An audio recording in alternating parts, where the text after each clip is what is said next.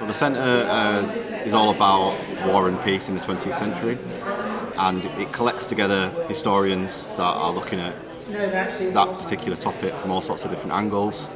Social historians, cultural historians, political and military historians working on the First World War, the Second World War, the Cold War, from all sorts of different perspectives. I myself work on the First World War from a social and cultural angle, but we've got colleagues that work on the Cold War and nuclear disarmament, colleagues that work on humour during the First World War, colleagues that work on a whole host of different topics. And we try to work together as much as we can, speak to each other, share best practice, share methodologies, and try to bring historians from around the world together to have conversations as well. Quite a lot of our events are international in scope.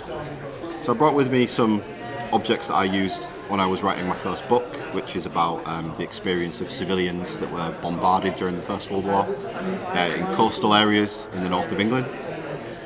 So they really showcase how popular material and visual culture reflected this experience. So I have a couple of postcards from Scarborough and Whitby, so seaside towns in the northeast coast of England.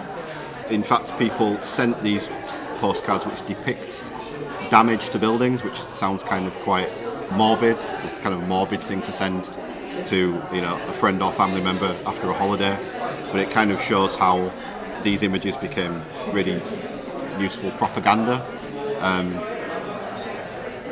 in terms of how they really showed this the totality of war and how it affected ordinary people, to the point that people just having a nice holiday after the First World War were sending these images around all over the place, including to other countries.